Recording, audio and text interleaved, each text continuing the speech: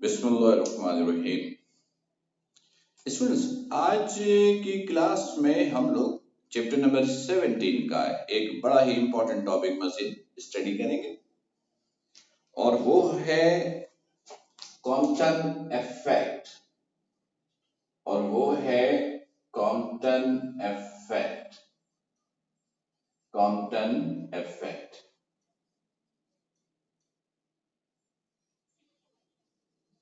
आज के लेक्चर में हम लोग इस टॉपिक पे डिस्कशन करेंगे। स्टूडेंट्स, कॉम्पटन इफेक्ट होता क्या है, इस टॉपिक में आपने पढ़ना क्या है, पहले जरा इसका ऑब्जेक्ट क्लियर कीजिएगा, वो भी फिगर की मदद से। देखिएगा, फर्स्ट कीजिए कि ये आपके पास फोटोन है, ये आपके पास फोटोन है।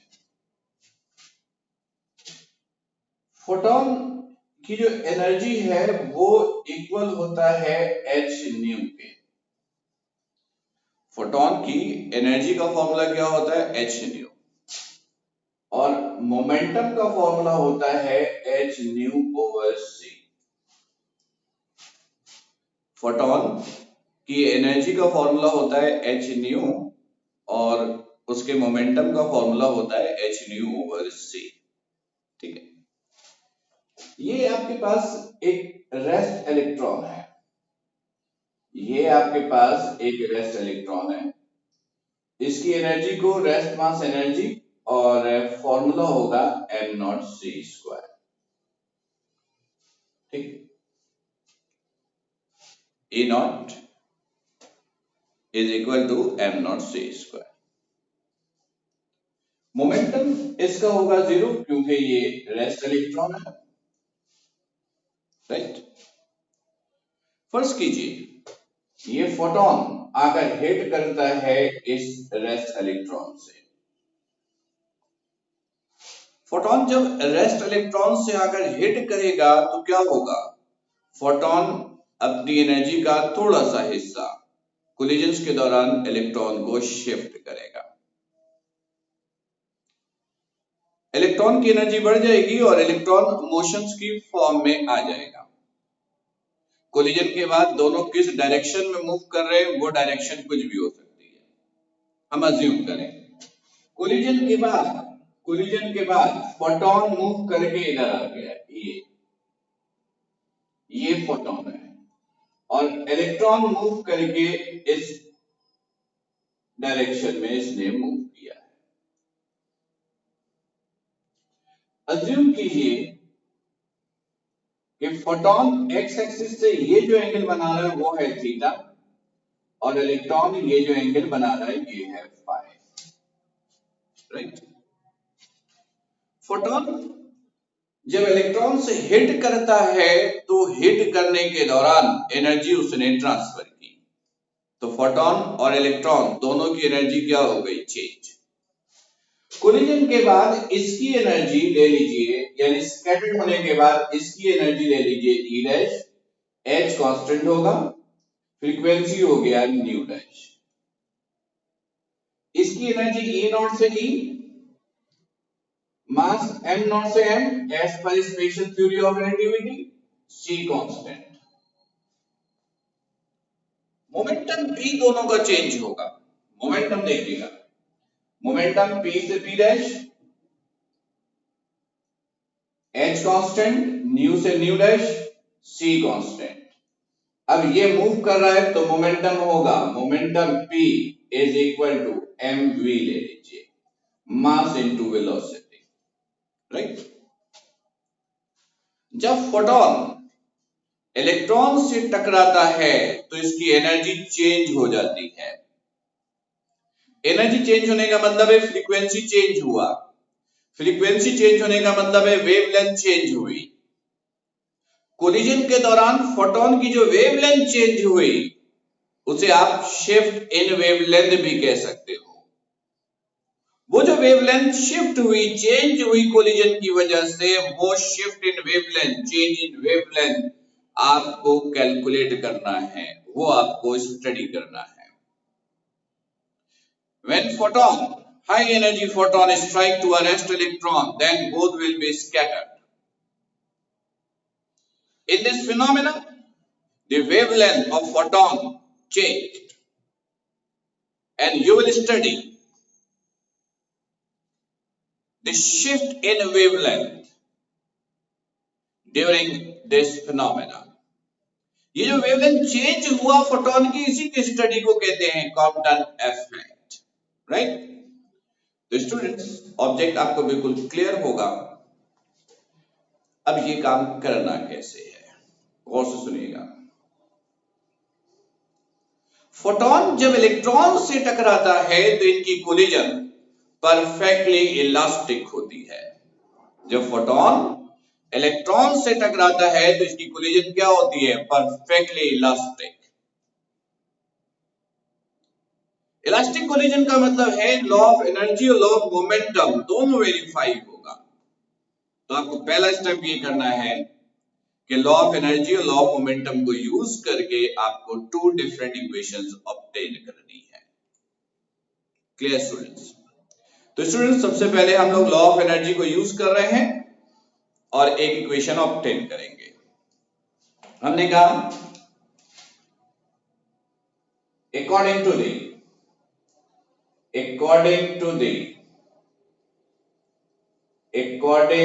the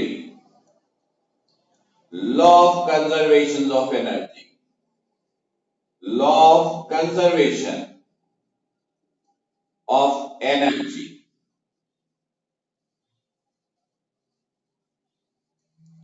स्टूडेंट आपने पढ़ा है law of conservation of energy क्या है। कोलिजन से पहले की टोटल एनर्जी और कोलिजन के बाद की टोटल एनर्जी आपस में क्या होती, इक्वल होती है। तो देखिएगा स्टूडेंट्स, यहां से अगर मैं एक बाउंड्री ड्रॉ कर दूं तो इससे पहले बिफोर कोलिजन की बाउंड्री है और इसके बाद आफ्टर कोलिजन की बाउंड्री, यानी इससे पहले बिफोर कोलिजन, इसके बाद after collision. Total energy before collision क्या करेंगे, इस एनर्जी और इस एनर्जी को प्लस कर देंगे, तो ये हो जाएगा h new plus m naught c square. ये टोटल एनर्जी बिफोर कोलिजन हुआ। टोटल एनर्जी आफ्टर कोलिजन, इसे और इसे प्लस कर देंगे, h nu dash plus mc square. ये पहली इक्वेशन है जो law of conservation of energy से हासिल किया गया। दूसरी इक्वेशन हम लोग law of conservation of momentum से हासिल करेंगे। देखिएगा वो कैसे आप ऑब्टेन करेंगे। मैंने लिखा according to the law of conservation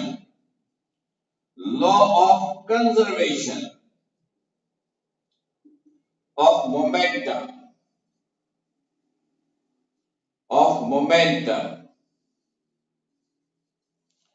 total momentum before collision equal होगा टोटल मोमेंटम आफ्टर कोलिजन के। एग्री? स्टूडेंट्स, अगर मैं आपसे कहूं कि मुझे टोटल मोमेंटम आफ्टर कोलिजन निकाल कर दीजिए, तो क्या आप इन दोनों को प्लस करोगे? अगर ऐसा करोगे तो गलत होगा। क्यों? क्योंकि मोमेंटम एक वेक्टर क्वांटिटी है। वेक्टर क्वांटिटी में टोटल निकालने के लिए आप प्लस तब कर सकते हो जब उनकी डायरेक्शन सेम होती है। If you have a vector physical quantity, then you will add to calculate their resultant if both are in same direction. Momentum vector quantity है, इनका टोटल निकालने के लिए प्लस तब कर सकते हो जब इनकी डायरेक्शन क्या हो, सेम। फिलहाल स्कैटर्ड होने के बाद इनकी डायरेक्शन सेम नहीं है, तो फिलहाल आप इन दोनों को प्लस नहीं कर सकते। तो अब क्या करें स्टूडेंट्स? तो हम लोग करेंगे ये कि लॉ ऑफ मोमेंटम को हम लोग दो हिस्सों में यूज करेंगे। हम मोमेंटम को कंपोनेंट्स में ब्रेक कर देंगे, मोमेंटम को कंपोनेंट्स में ब्रेक करेंगे। और कंपोनेंट्स में ब्रेक करने के बाद एक्स कंपोनेंट के लिए लॉ को अलग यूज करेंगे, वाई कंपोनेंट के लिए अलग यूज करेंगे। इससे क्या होगा, सारे एक्स कंपोनेंट की डायरेक्शन एक्स पे होगी, टोटल निकालने के लिए प्लस कर सकते हो। सारे वाई कंपोनेंट की डायरेक्शन वाई पे होगी, टोटल निकालने के लिए प्लस कर सकते हो। तो लॉ ऑफ मोमेंटम को हम लोग दो हिस्सों में इस्तेमाल करेंगे। तो एक काम कीजिए, जरा मोमेंटम को कंपोनेंट्स में डिवाइड करते हैं। पहले इसको देखिएगा, ये फोटोन एक्स एक्सिस पर है। जब कोई वेक्टर एक्स एक्सिस पे होता है तो उसका वाई कंपोनेंट 0 होता है, और वो वेक्टर खुद इटसेल्फ एक्स कंपोनेंट को रिप्रेजेंट करता है। अगर कोई वेक्टर एक्स एक्सिस पे है तो उसका वाई कंपोनेंट 0, और वो इटसेल्फ किसको रिप्रेजेंट करता है, एक्स कंपोनेंट को रिप्रेजेंट करता है, राइट। तो देखिएगा, ये इटसेल्फ खुद एक्स कंपोनेंट है और इसका वाई कंपोनेंट 0 होगा। क्या होगा, 0, क्योंकि ये फोटोन अलोंग एक्स एक्सिस है। इसको भी कंपोनेंट्स में डिवाइड कीजिए। इसका तो मोमेंटम ही 0 है, तो मतलब x भी 0 और y भी 0, यानी आप कहेंगे x भी 0 और y भी 0। इस मोमेंटम को कंपोनेंट्स में डिवाइड कीजिए। यहां से आपने एक परपेंडिकुलर ड्रॉप किया, इसे आपने यहां से आपने परपेंडिकुलर ड्रॉप किया। ये x कंपोनेंट, ये y कंपोनेंट, ये है मोमेंटम, तो x कंपोनेंट हो जाएगा h nu dash over c cos theta, और ये हो जाएगा h nu dash over c sin theta, right. इसे भी कंपोनेंट्स में डिवाइड कीजिए, इसे भी कंपोनेंट्स में डिवाइड कीजिए। मोमेंटम mv है तो ये हो जाएगा mv cos angle is phi, तो ये फाई। y कंपोनेंट हो जाएगा माइनस mv sin फाई। ये माइनस में आपने क्यों लिया, देखिएगा, अगर एक वेक्टर इस क्वाड्रेंट में है तो इसका x भी पॉजिटिव, y भी पॉजिटिव, लेकिन अगर वेक्टर इस क्वाड्रेंट में है तो x पॉजिटिव लेकिन y नेगेटिव, इसलिए y के साथ नेगेटिव है, राइट। ओके स्टूडेंट्स, तो स्टूडेंट्स मोमेंटम के लॉ को दो हिस्सों में यूज कीजिए, x कंपोनेंट के लिए अलग, y कंपोनेंट के लिए अलग। तो पहले x कंपोनेंट के लिए देखिए, for x component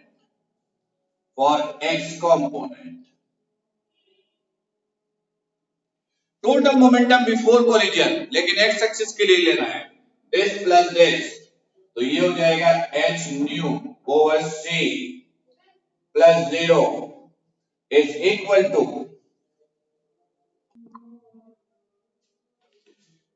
ji students, total momentum before collision for x axis, this plus this is equal to total momentum after collision x component के लिए this plus this, यानी इन दोनों को आप प्लस करेंगे, h nu dash over c cos theta plus mv cos phi।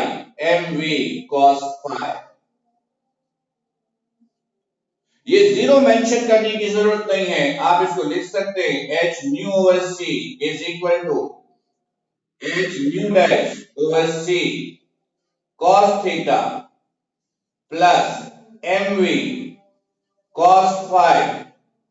This is number 2, right. इसी तरह students अब y कंपोनेंट के लिए लॉ ऑफ मोमेंटम इस्तेमाल कीजिए। आपने कहा for y component,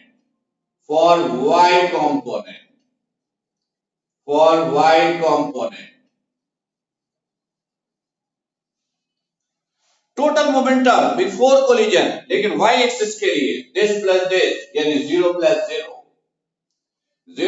0 is equal to total momentum after collision, लेकिन y एक्सिस के लिए दिस प्लस दिस, तो ये हो गया h nu dash over c sin theta plus minus mv sin phi,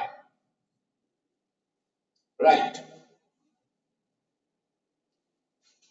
0 plus 0 0, h nu dash over c sin theta plus minus minus, this is mv sin phi, ये minus का इधर आकर plus का, mv sin phi is equal to h nu dash over c sin theta. This is number 3, right? Students, तो ये हमारा पहला step था जिसमें आपको लॉ ऑफ एनर्जी और लॉ ऑफ मोमेंटम ऑब्टेन करके इक्वेशंस ऑब्टेन करनी थी, और इन दोनों लॉ की मदद से हमें 3 इक्वेशन मिली है, number 1, number 2 and this is number 3, right. Okay students, अब आपने करना क्या है, इक्वेशन 1, 2 और 3 को साइमल्टेनियसली सॉल्व करना है, साइमल्टेनियसली सॉल्व करना है, और सॉल्व करने के बाद एक रिजल्ट ऑब्टेन करना है। लेकिन स्टूडेंट याद रखिएगा कि इन तीनों की साइमल्टेनियसली सॉल्यूशन वो आपके सिलेबस का हिस्सा नहीं है, इसकी लेंथ बेइंतहा ज्यादा है, और सेकेंड ईयर में चूंकि लेंथी टॉपिक को, डिटेल टॉपिक को सिर्फ 15 मिनट्स में लिखना होता है, तो लिहाजा इन तीनों का जो साइमल्टेनियसली सॉल्यूशन है वो आपके सिलेबस में नहीं रखा गया है, लेकिन इन तीनों की मदद से जो रिजल्ट ऑब्टेन होता है वो आपको स्टडी करना है। तो यहां पर आप सिंपली एक लाइन लिखेंगे, क्या लाइन लिखेंगे, after using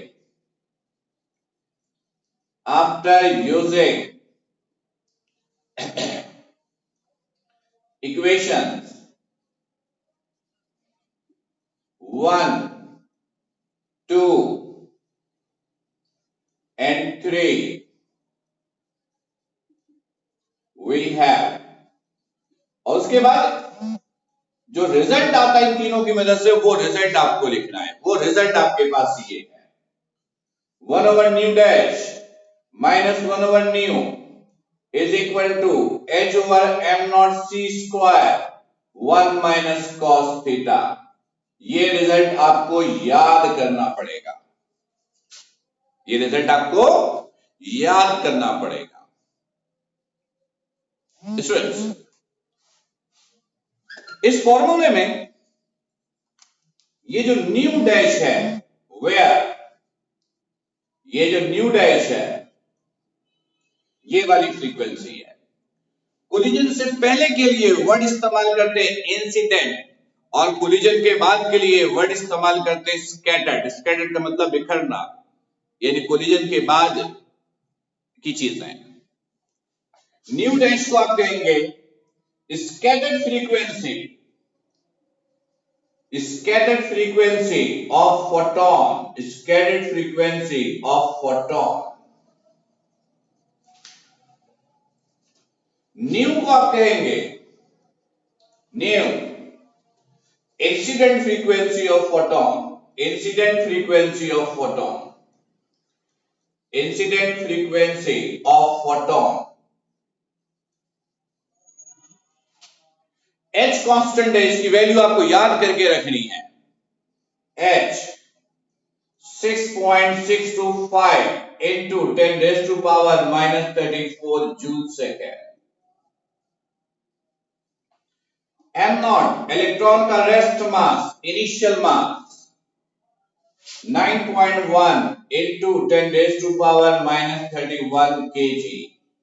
c is the speed of light, 3 into 10 raised to power 8 meter per second। और ये थीटा, ये एंगल है फोटोन का, तो आपने लिखा है h theta is the scattered angle, scattered angle of photon, photon का कोलिजन के बाद का एंगल, राइट। तो स्टूडेंट्स ये तो हमने देखा कि इस रिजल्ट्स में जो कुछ मौजूद है उसका कॉलिंग नेम क्या है, उसकी कैरेक्टरिस्टिक्स क्या है। अब देखिएगा स्टूडेंट्स, इस इक्वेशन को हम लोगों ने 3 का नाम दिया।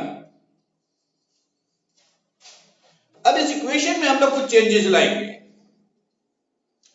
इन दोनों की वैल्यू पुट करेंगे। स्टूडेंट्स मैंने आपको बताया था, एज वी नो दैट, मैंने आपको बताया था न्यू इक्वल होता है सी ओवर लैम्डा के। न्यू इक्वल होता है किसके? सी ओवर लैम्डा। इसे इन्वर्स कर लीजिए। मैंने कहा देन इसे इन्वर्स कीजिए, इसके नीचे कुछ नहीं है, 1 है। इन्वर्स किया तो 1 ओवर न्यू इक्वल हो जाएगा लैम्डा ओवर सी। इन्वर्स किया। और इसी तरह अगर 1 ओवर न्यू डैश निकाल लें तो ये हो जाएगा lambda dash over C. 1 over nu lambda over C और 1 over nu dash is equal to lambda dash over C. Students इन दोनों की वैल्यू को इक्वेशन नंबर 4 में पुट कीजिए। 1 over nu dash equal to lambda dash over c, ये आपने put किया। Now equation 4 becomes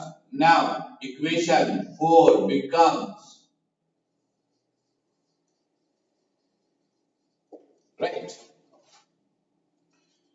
1 over nu dash की जगह ये पुट किया लैम्डा डैश ओवर सी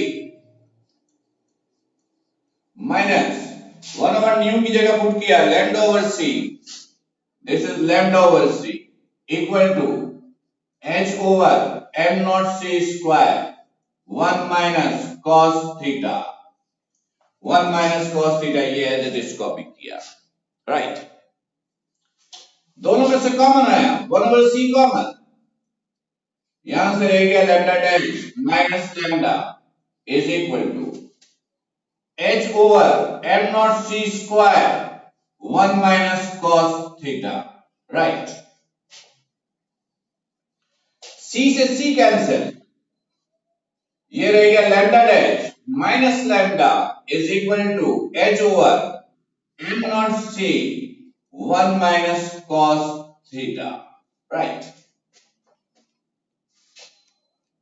अब गौर से देखिएगा स्टूडेंट्स, इस फॉर्मूले में h कांस्टेंट है, m नॉट कांस्टेंट है, c कांस्टेंट है। इसका रिजल्ट कैलकुलेट करेंगे तो वो भी क्या आएगा? एक कांस्टेंट ही आएगा। उस कांस्टेंट को कहते हैं लैम्डा c और लैम्डा c को कहते हैं कॉम्पटन वेवलेंथ। लैम्डा c को कहते हैं कॉम्पटन वेवलेंथ। लैम्डा वेवलेंथ और c कॉम्पटन के लिए इस्तेमाल किया, कॉम्पटन वेवलेंथ। तो स्टूडेंट्स फिर फॉर्मूले की शक्ल क्या बन रही देखिएगा जरा। Lambda dash minus lambda is equal to, इसकी जगह आपने लिखा lambda c 1 minus cos theta right. Lambda dash final wavelength, lambda initial wavelength. Final wavelength में से इनिशियल वेवलेंथ माइनस करेंगे, क्या आएगा? चेंज इन वेवलेंथ मिलेगा। फाइनल वेवलेंथ में से इनिशियल वेवलेंथ माइनस करेंगे, क्या मिलेगा? Change in wavelength. Change in wavelength को हम शिफ्ट इन वेवलेंथ भी कह सकते हैं और इसको हम लोग डिनोट करते हैं डेल्टा लैम्डा से। इसे आप चेंज इन वेवलेंथ या शिफ्ट इन वेवलेंथ कहिए। तो ये चेंज इन वेवलेंथ मालूम करने का फॉर्मूला आ गया। चेंज इन वेवलेंथ मालूम करने का फॉर्मूला आ गया और इसी की स्टडी को कहते हैं कॉम्पटन इफेक्ट। इस फॉर्मूले को देखिए, आप कह सकते हैं कि चेंज इन वेवलेंथ डिपेंड करता है only scattered angle of photon पे। फोटोन की जो वेवलेंथ चेंज होती है वो डिपेंड करता है स्कैटर्ड एंगल ऑफ फोटोन पे। ये कांस्टेंट है, change in wavelength depends on scattered angle of photon right.